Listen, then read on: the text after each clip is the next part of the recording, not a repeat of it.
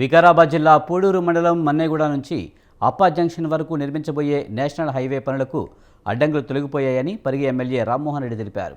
పర్యావరణ పరిరక్షణను దృష్టిలో పెట్టుకుని ప్రస్తుతం రోడ్డుకు ఇరువైపులా ఉన్న 950 మర్రి వృక్షాల్లో కేవలం 150 చెట్లను మాత్రమే వేర్లతో సహా తొలగించి వేరే ప్రదేశాల్లో నాటేందుకు ప్రభుత్వం ప్రణాళికలు వేసిందని తెలిపారు. మర్రి చెట్ల విషయంలో గ్రీన్ ట్రిబ్యునల్ కేసుల విషయంలో సీఎం రేవంత్ రెడ్డి ఆదేశాలతో పర్యావరణవేత్తలతో తాము ప్రత్యేకంగా చర్చించారని, కేసును ఉపసంహరించుకుంటామని వారు హామీ ఇచ్చారని రామ్మోహన్ రెడ్డి స్పష్టం చేశారు. రోడ్డు అయితే ఈ గ్రామాలకు మధ్య రోడ్డు ఉందో రోడ్డు దగ్గరలో ఉన్నాం. ఇక్కడ కనిపిస్తున్నటువంటి మర్రి చెట్టు ఏదైతే ఉందో మర్రి చెట్టు ఇక్కడ మనం రౌండ్గా వేయడం జరిగింది. ఇలాంటివి మనకు అప్పా జంక్షన్ నుంచి మన్నెగూడ వరకు 150 చెట్లు మాత్రమే ఉన్నాయి. 150 చెట్లు మాత్రమే ఉన్నాయి. ఇలాంటి పెయింట్ వేసినాం, రెడ్ పెయింట్. ఈ చెట్లను మాత్రమే ఈ షీట్ కింద నుంచి తీసేసి గ్రౌండ్ నుంచి వెనకాల రీలొకేట్ చేయడం జరుగుతుంది. వేరే చెట్లు అయితే ఉన్నాయో టోటల్ మన అప్పా జంక్షన్ నుంచి టోటల్ 950 చెట్లు ఉన్నాయి. 950 చెట్లలో 150 చెట్లు మాత్రమే రీలొకేట్ చేస్తాం. మిగతా చెట్లు యథావిధిగా రోడ్డుకి మధ్యలో వస్తే చెట్లు రెమ్మలు మాత్రమే కట్ చేయడం జరుగుతుంది. చెట్లు యథావిధంగా ఉంచడం జరుగుతుంది. రోడ్డుకు అటు సైడ్ ఇటు సైడ్ రోడ్డు ఉండి మధ్యలో ఆ మిగతా చెట్లన్నీ కూడా ఉంటాయన్న విషయాన్ని నేను పర్యావరణవేత్తల దృష్టికి తీసుకొచ్చి ఈ రోడ్డు వాళ్ళు గ్రీన్ ట్రిబ్యునల్లో ఏదైతే కేసు వేసారో దాన్ని విత్డ్రా చేయడానికి దానికి సంబంధించిన అధికారులు కూడా national highway authority Nageswara Rao. Pulivendula medical కళాశాలలో వైఎస్ఆర్ విగ్రహానికి వైసీపీ జిల్లా అధ్యక్షుడు రవీంద్రనాథ్ రెడ్డి, మాజీ మంత్రి అంజద్ బాషా, ఇతర నాయకులు పూలమాల వేసి నివాళులర్పించారు. నాయకులు వైద్య కళాశాలను భవనాలను పరిశీలించారు. అనంతరం వారు మీడియాతో మాట్లాడుతూ ప్రభుత్వం పేదలకు వైద్యం, విద్యను దూరం చేయడానికి ప్రభుత్వ కళాశాలను ప్రైవేటు పరం చేస్తుందని ఆరోపించారు. కమిషన్ల కోసం మెడికల్ కళాశాలను ప్రైవేటు వాళ్లకు అప్పచెబుతున్నారని మండిపడ్డారు.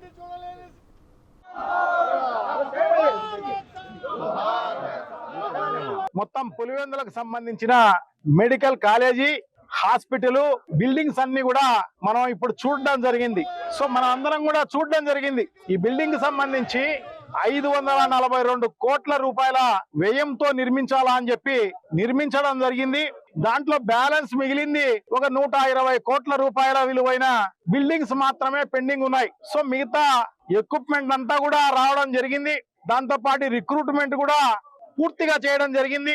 ఎందుకంటే ఇది 24 మార్చిలో దీన్ని మా అప్పటి ముఖ్యమంత్రి శ్రీ జగన్మోహన్ రెడ్డి గారి చేతుల మీదుగా ఇది మొదలైంది. సో పాత హాస్పిటల్ కి సంబంధించి అక్కడ మూసివేసి అక్కడ నుంచి ఇక్కడికి మొత్తం అంతా కూడా షిఫ్ట్ చేయడం జరిగింది.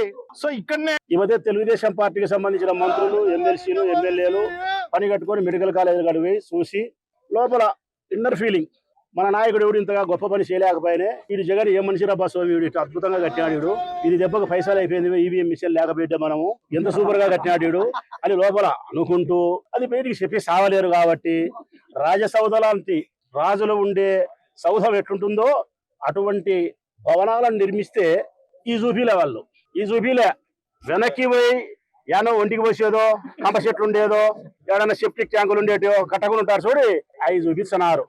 ఇంకొకటి కూడా అడుగుతా ఉన్నా నేను వాళ్ళను, మెడికల్ కాలేజీలే పూర్తి కాకపోతే సింపుల్ లాజిక్, చిన్న ప్రశ్న రవీంద్ర చెప్పినా నేను అది అడుగుతానా, ప్రజలకు అర్థం చేసుకోవాలా. నిజంగా ఈ మెడికల్ కాలేజీ పూర్తి కాకపోతే కేంద్ర ప్రభుత్వం పరిధిలో పనిచేసే వ్యవస్థ national medical council of India, అది స్వతంత్రమైన ప్రతిపత్తి కలిగినటువంటి వ్యవస్థ. ఆ వ్యవస్థ వచ్చి చూసి ఈ కాలేజీ పూర్తి అయిందా, పూర్తి కాలేదా, ఇందులో వసతులు ఏంది, పరికరాలు ఏంది, ఫ్యాకల్టీ ఏంది, మరొకటి ఏంది అన్ని చూసి. మోక్షగుండం విశ్వేశ్వరయ్య జీవితం ఆదర్శం, స్ఫూర్తిదాయకమని కాంగ్రెస్ పార్టీ రాష్ట్ర ముఖ్య అధికార ప్రతినిధి తులసిరెడ్డి తెలిపారు. మోక్షగుండం విశ్వేశ్వరయ్య 164వ జయంతిని వేంపరిలో కాంగ్రెస్ నాయకులు ఘనంగా నిర్వహించారు. ఈ సందర్భంగా మాట్లాడిన తులసిరెడ్డి తిరుపతి, తిరుమల ఘాట్ రోడ్ నిర్మాణంలో మూసీ నది వరదల నుంచి హైదరాబాద్ను రక్షించడంలో విశ్వేశ్వరయ్య పాత్ర ఉందని తులసిరెడ్డి అన్నారు.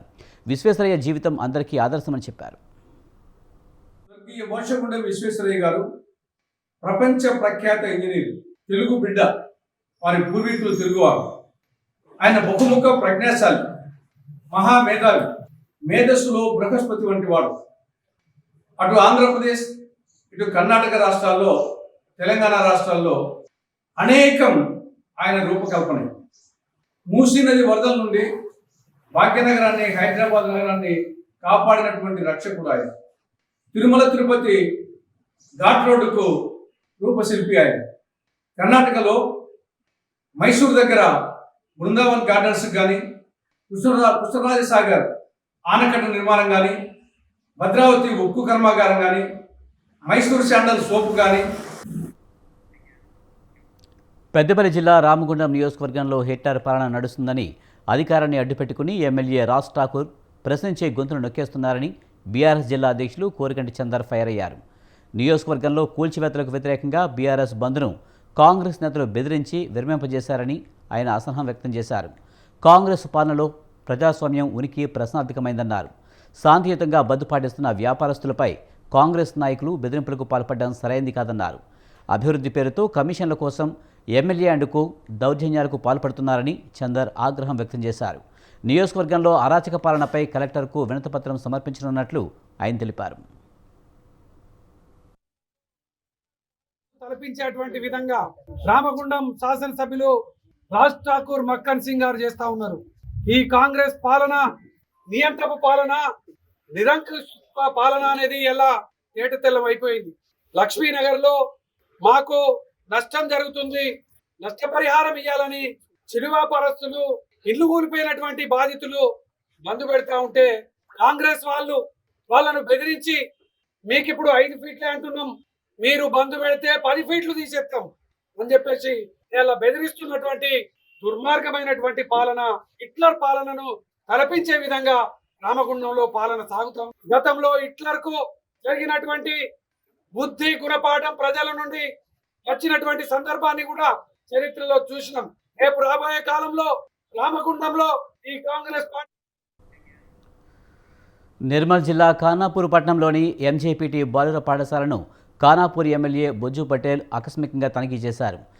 ప్లేగ్రౌండ్, వంటశాల, తరగతి గదులను పరిశీలించి సిబ్బందికి పలు సూచనలు చేశారు. విద్యార్థులకు పాఠాలు చెబుతూ ప్రశ్నలు అడిగారు. పాఠశాలలోని సమస్యలను విద్యార్థులు అడిగి తెలుసుకున్నారు. విద్యార్థులతో కలిసి అల్పాహారం చేశారు. మెనూ ప్రకారం అల్పాహారం లేకపోవడంతో సిబ్బందిపై ఆగ్రహం వ్యక్తం చేశారు. మెనూ ప్రకారం విద్యార్థులకు నాణ్యమైన ఆహారాన్ని అందించాలని తెలిపారు. అనంతరం పాఠశాల సిబ్బందితో సమావేశమై విద్యార్థులకు మెరుగైన విద్యను అందించాలని సూచించారు.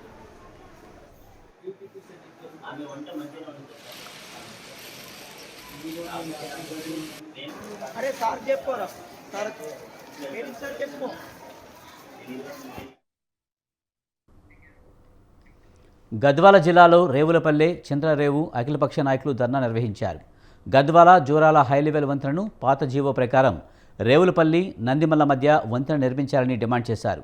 జీవోను మార్చి కొత్తపల్లె, జోరాల మధ్య నిర్మించాలన్న జీవోను రద్దు చేయాలని కోరారు.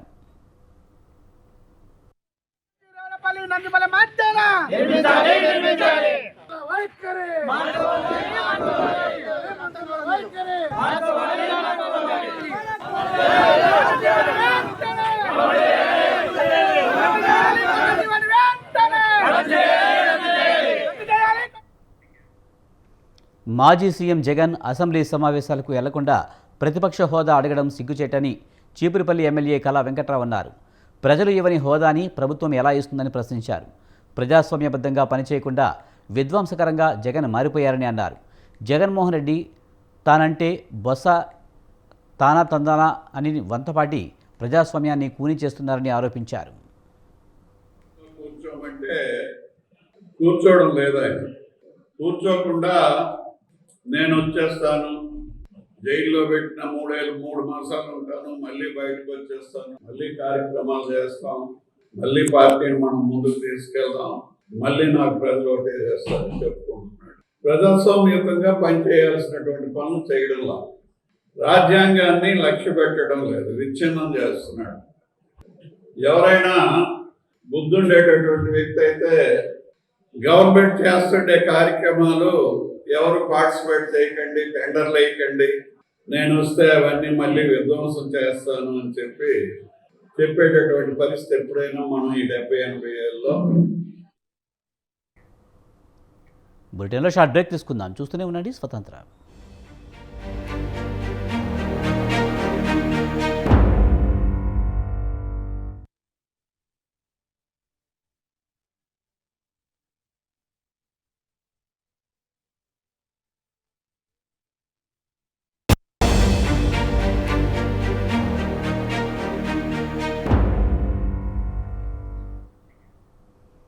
నంద్యాల ప్రభుత్వ మెడికల్ కళాశాలని మాజీ ఎమ్మెల్యే శిల్పారవి, ఎమ్మెల్సీ ఇషాక్ బాషా సందర్శించారు.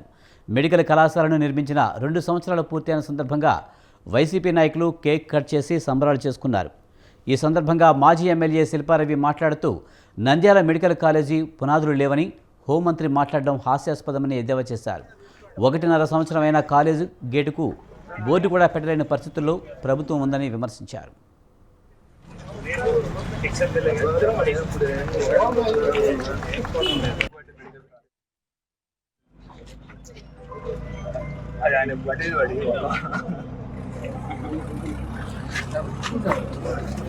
అసలు కాలేజే లేదు అని చెప్పేసి, పునాదులు కూడా దిగలేదని చెప్పి నంద్యాల మెడికల్ కాలేజ్ అని చెప్పేసి ఈరోజు హోంమంత్రి గారు పవర్ పాయింట్ ప్రెజెంటేషన్ ఇస్తుంటే ఎంత హాస్యాస్పదం అని చెప్పేసి అడుగుతాను.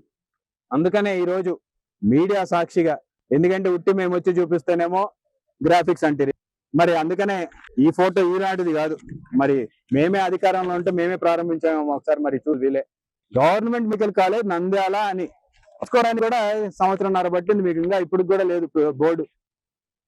అంత బ్రహ్మాండమైన ఆర్చ్ మేము కట్టిస్తే దాని మీద బోర్డు పెట్టుకోలేని పరిస్థితి. వీళ్ళంట మెడికల్ కాలేజీలు అన్ని మేమే తీసుకొచ్చినాం అని చెప్పేసి ఈరోజు ప్రగల్భాలు పలుకుతారు. అంటే ఎంత. అనకాపల్లి జిల్లా నక్కపల్లి మండలం రాజయ్యపేట గ్రామంలో బల్క్ డ్రగ్ పార్కుకు వ్యతిరేకంగా 2వ రోజు ఆందోళనలు కొనసాగాయి. మెడకు ఉరితాడు కట్టుకుని మత్స్యకారులు నిరసన తెలిపారు. బల్క్ డ్రగ్ కంపెనీలు వస్తే తమ బతుకు తెరువు పోతుందని ఆవేదన వ్యక్తం చేశారు. బల్క్ డ్రగ్ పార్కు ఏర్పాటును ఎట్టి పరిస్థితులను అంగీకరించేది లేదని హెచ్చరించారు. మత్స్యకారుల ఆందోళనతో కూటమి నేతలు పాల్గొన్నారు. పార్క్ అనేది కెమికల్ అనే ఉద్దేశంతో ఆ యొక్క కెమికల్ వల్ల మత్స్య సంపద పోతుందని, మా యొక్క మత్స్య సంపద పోతే మేము ఎలాగ బ్రతకాలని, మా యొక్క జీవనోపాధి పోతుంది సార్. దాని మీద మేమందరం ఏకదాటిగా కూర్చొని ఈ యొక్క బల్క్ డ్రగ్ పార్కు ఏర్పాటు చేయొద్దని కూర్చున్నామండి.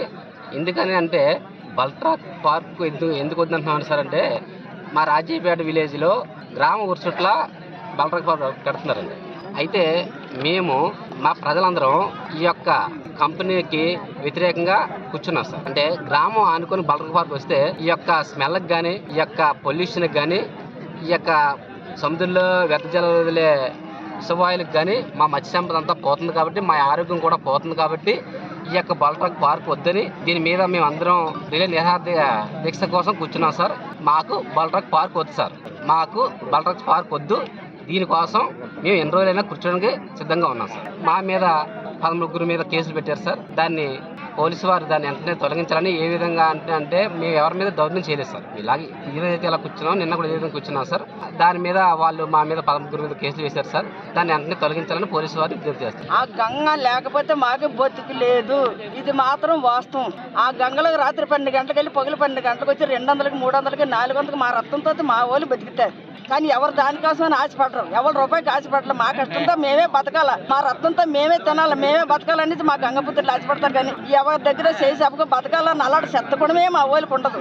అందుకు మా బతికి నిలబెడతారనేసి మీ పుణ్య పురుషులకి ఈ ముగ్గురు వచ్చారు కదా, బ్రహ్మవిష్ణు మహేశ్వరులాగా సృష్టికర్తలాగా, మీ ముగ్గురికి మరీ మరీ నమస్కారం. అందులో పవన్ కళ్యాణ్ సినిమాలు తీసి జీవించరాడు, నటించరాడు. గాలి, నిప్పు, నీరు. ఏలూరు విద్యానగర్లో ఉద్రిక్తత చోటు చేసుకుంది. కొల్లూరు వైసీపీ నేత మోరు రామరాజు ఇంటిని ముట్టడించారు వడ్డేగూడెం గ్రామస్తులు. పెద్దపాడు మండలం వడ్డేగూడెం గ్రామానికి చెందిన 560 మంది నుంచి 2 విడతలుగా 10,200 చొప్పున వసూలు చేశారని ఆరోపించారు. ఇళ్ల స్థలాలు ఇప్పిస్తామని చెప్పి సుమారు 57 లక్షలు తీసుకున్నారని గ్రామస్తులు అంటున్నారు. ఎంతకాలమైనా ఇల్లు కట్టించకపోవడంతో గ్రామస్తులు నిలదీశారు. విద్యానగర్లోని రామరాజుకు చెందిన రామరాజు హైట్స్ అపార్ట్మెంట్ సెల్లార్లోకి ప్రవేశించి ధర్నా చేశారు. గ్రామంలో మాకు ప్రజలకు లేబర్కి కొంత సొసైటీ ఏర్పరిచి మేము సాగు చేసుకుంటున్నాము. దాని నిమిత్తంగా మేము కృషి చేసి చేస్తుండగా మాకు మోరి రామరాజు గారు ఆ ఆదాయం మీద మేము కొంత సొమ్ము కూడబెట్టుకుని 12 ఎకరాలు భూమిని మేము కొనుగోలు చేసి ఇళ్ల స్థలాలు, కానీ ఆ ఇళ్ల స్థలాలు కొనుగోలు చేసినటువంటి భూమిని కొంత భూమి మోరి రామరాజు గారి పేరు మీద రిజిస్ట్రేషన్ అయ్యింది. మిగిలిన 4 పేరున 12 ఎకరాలు 12 ఎకరాలు రిజిస్ట్రేషన్ చేశారు. ఆ 12 ఎకరాల్లో 3 ఎకరాలు మోరి రామరాజు గారి పేరు మీద రిజిస్ట్రేషన్ చేయించుకున్నారు.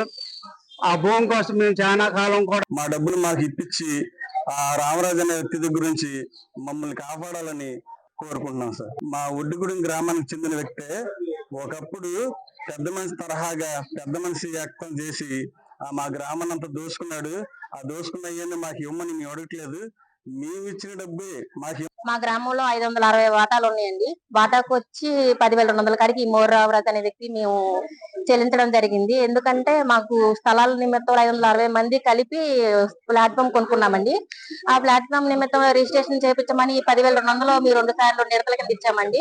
చేయించకపోగా ఇంకా దోషణ ఆడి మా రిజిస్ట్రేషన్ చేయక నాదే భూమి అని చెప్పేసి ఛానల్ కొంతకాలం వరకు అలాగ తిప్పించుకున్నారండి. ఇక మేమే పల్లేక అంత లేబరమేనండి, మొత్తం వడ్డీలు మొత్తం లేబరం. మేము కూలికెళ్తే బతికినట్టు లేకపోతే లేదండి. ఇప్పుడు ఆ స్థలాలు వస్తే కనుక మేము మోర్ రామరాజు అనే వ్యక్తి మా దగ్గర వాటాకు వచ్చి 10,200 మా దగ్గర వసూలు చేశారండి. రిజిస్ట్రేషన్ చేస్తానని చెప్పి ఒకసారి 5,200, ఒకసారి 5,000 మా దగ్గర తీసుకోవడం జరిగిందండి. తీసుకుని ఛానల్ అవుతుందండి. మేము అడిగితే దానికి సమాధానం చెప్పుకోకుండా రకరకాల మాటలు, రకరకాల దోషణలు, దుర్భాషలు ఆడి మమ్మల్ని రకరకాల మాటలు మాట్లాడుతున్నాడండి. మేము ఎన్నోసార్లు అడగడం జరిగింది ఆయనతో. తమకు పాసు పుస్తకాలు మంజూరు చేయాలని కోరుతూ మహబూబాబాద్ జిల్లా గూడూరు మండలం రాజన్నపల్లి పాతతండా గ్రామస్తులు కోరారు. 127 సర్వే నెంబర్లో కొంతమంది రైతులకు పట్టా పాసు పుస్తకాలు రాలేదని గతంలో ఎంఆర్ఓ ఆఫీసు, కలెక్టరేట్ దగ్గర ధర్నా నిర్వహించామని తెలిపారు. పాసు పుస్తకాలు లేకపోవడంతో యూరియా తీసుకోవడం ఇబ్బందిగా మారిందని చెప్పారు. మా ముత్తాతల నుండి కాస్తులో ఉన్నారు. గత ప్రభుత్వంలో మనకు కొంతమంది రైతులకు పాస్బుక్ అవ్వడం జరిగింది. తర్వాత మా కొంతమంది కాకపోవడం 127 సర్వే నెంబర్లో కొన్ని కాకపోవడం జరిగింది. అప్పుడు మేము అందరం ఏం చేశామంటే కలెక్టర్ ఆఫీస్కి ఒకటి ఇచ్చాము, గతంలో ఎంఆర్ఓ గారికి ఒకటి ఇచ్చాము, ఆర్డీఓ గారికి ఒకటి ఇచ్చాము. ఈ అన్ని అయిపోయిన తర్వాత ఎంజేజ్మెంట్ సర్వే చేయించాము. ఎంజేజ్మెంట్ సర్వేలో దాదాపుగా 338 ఎకరాల 13 గుంటల భూమి మాకు ఎంజేజ్మెంట్ సర్వేలో రిపోర్ట్స్ మా దగ్గర అన్ని ఆధారాలు ఉన్నవి. మాకు పట్టాలు కావాలి. పట్టాలు ఎందుకు కావాలంటే 127 సర్వే నెంబర్లో 338 ఎకరాల 13 గుంటల భూమి. కడప జిల్లా ఎస్పీగా నచికేత్ విశ్వనాథ్ బాధ్యతలు చేపట్టారు. అంతకుముందు ఎస్పీ కార్యాలయానికి చేరుకున్న నచికేత్ విశ్వనాథ్కు ఘనస్వాగతం పలికారు అక్కడి సిబ్బంది. కడప జిల్లాకు రావడం సంతోషంగా ఉందని ఈ సందర్భంగా నచికేత్ విశ్వనాథ్ అన్నారు. తనకు ఇచ్చిన బాధ్యతలను నిర్వర్తిస్తానని చెప్పారు. పోలీస్ వ్యవస్థపై నమ్మకం కలిగేలా వ్యవహరిస్తామని తెలిపారు. అసాంఘిక కార్యకలాపాలపై కఠిన చర్యలు తీసుకుంటామని స్పష్టం చేశారు.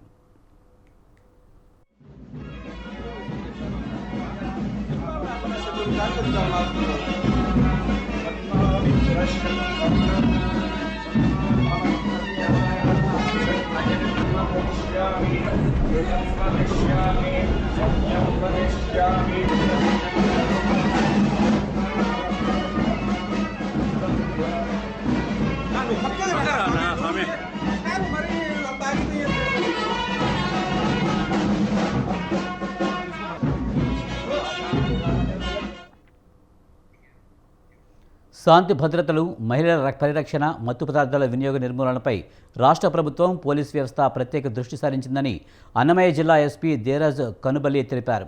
అన్నమయ్య జిల్లా రాయచోటి నూతన ఎస్పీగా దేరాజ్ కనుబల్లి బాధ్యతలు చేపట్టారు. అంతకుముందు ఆఫీసులో ప్రత్యేక పూజలు నిర్వహించారు. ఈ సందర్భంగా నూతన ఎస్పీ మాట్లాడుతూ అన్నమయ్య జిల్లా ప్రజలతో పోలీస్ యంత్రాంగం ఫ్రెండ్లీగా ఉంటూ ఎప్పటికప్పుడు సమస్యలను పరిష్కరించే విధంగా కృషి చేస్తుందని తెలిపారు. యువత చెడు అలవాట్లకు దూరంగా ఉండాలని సూచించారు. పేరు ధీరజ్ కొనుబిలి, IPS 2020 బ్యాచ్. కొత్తగా అన్నమయ్య జిల్లా ఎస్పీగా ట్రాన్స్ఫర్ అయ్యి వచ్చాను. ఇంతకుముందు పాడేరులో ఏఎస్పీగా, రంపచోడవరం ఏఎస్పీగా and further additional SP cum OSD operations Paderu చేస్తున్నాను. అది మొత్తం అంతా LW నక్సల్ ఫీల్డ్లోనే లాస్ట్ 2.5 years 3 years కూడా గడపడం జరిగింది. అండ్ ఇప్పుడు న్యూ అసైన్మెంట్ వచ్చింది. సో ఇక్కడ అన్నమయ్య జిల్లాలో కూడా ఉన్న ప్రాబ్లమ్స్ అన్నిటినీ కూడా తెలుసుకొని వాటి మీద వర్కౌట్ చేసి అల్టిమేట్గా ప్రజలకి శాంతి భద్రతల మేరకు 100% వాళ్ళకి ప్రొటెక్షన్ అండ్ ఆ ఫీలింగ్, సేఫ్ ఫీలింగ్ ఇచ్చేలాగా పోలీసు వాళ్ళతో ఎల్లప్పుడూ ఉంటారని ఈ ప్రెస్ కాన్ఫరెన్స్ వేదికగా తెలియజేస్తున్నాను. అనంతపురం జిల్లా సింగనమలలో పేకాటాడుతూ పోలీసులకు పట్టుబడ్డ నాగులగడ్డం తండాకు చెందిన రామకృష్ణ మృతి చెందాడు. సింగనమల ప్రభుత్వ ఆసుపత్రిలో చికిత్స పొందుతూ ఆయన ప్రాణాలు కోల్పోయాడు. దీంతో రామకృష్ణ మృతదేహంతో సింగనమల పోలీస్ స్టేషన్ ఎదుట కుటుంబ సభ్యులు ధర్నా నిర్వహించారు. నిన్న పేకాట స్థావరాలపై దాడిలో పట్టుబడ్డ రామకృష్ణను పోలీస్ స్టేషన్కు పిలిపించి కొట్టారంటూ బంధువులు ఆరోపించారు. తమకు న్యాయం చేయాలంటూ పోలీస్ స్టేషన్ ఎదుట ధర్నాకు దిగారు.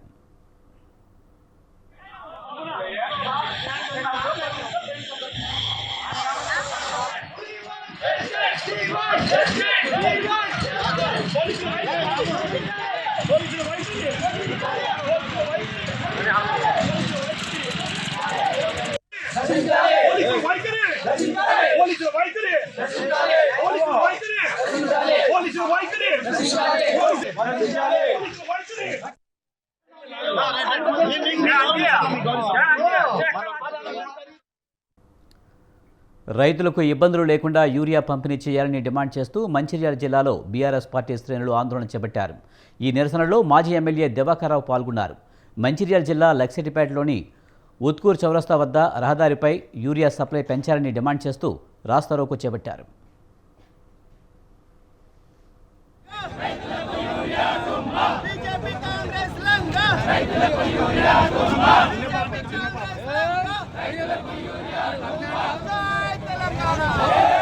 రైతులకు అన్యాయం చేస్తాందో అటు కేంద్రంలో బీజేపీ ప్రభుత్వం, ఇటు రాష్ట్రంలో రేవంత్ రెడ్డి కాంగ్రెస్ ప్రభుత్వం రెండు కూడా కుమ్ముక్కాయి వాళ్ళ సొంత లాభాల కోసం పైసల కోసం పనిచేస్తుంది తప్ప రైతుల కోసం కాదు. గతంలో 10 సంవత్సరాలు కేసీఆర్ గారు ముఖ్యమంత్రి ఉండగా ఏనాడు కూడా యూరియా కానీ రైతులకు ఎటువంటి కష్టాలు రాలేదు.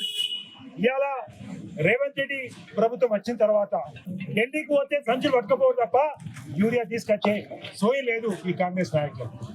ఈ విధంగా ఇలా చూస్తున్నాం. ఇంద్రమ్మ ఆనాటి రోజులు చెప్తా అన్నారు. ఆనాటి రోజులు అంటే మళ్ళా చెప్పులు లైన్లలో పెట్టాడు. రైతులు సంచుల కోసం యూరియా బస్తాల కోసం కొట్లాడుకున్నాడు. ఒక్కొక్క సంచిస్తే ఎన్నిసార్లు ఆటోలు పట్టుకుపోవాలి, ఎంతసార్లు ఆటో కిరాయి అవుతుంది.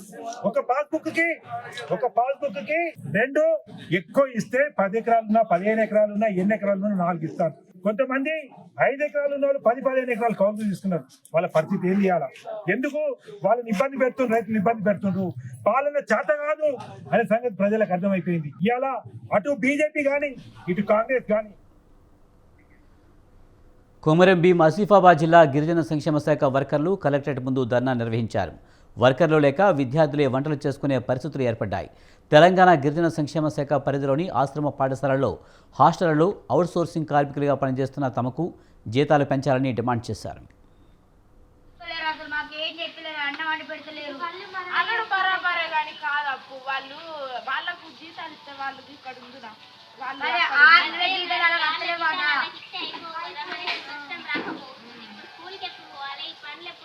చదువుకోవద్దా ఈ పని చేసుకుంటుంటే మనం మంచిగానే అంటాం రూములు ఉడతలేరు అని వాళ్ళకు జీతాలు వస్తానే అని మనం ఆలోచించుకోవడం. అవును అది కూడా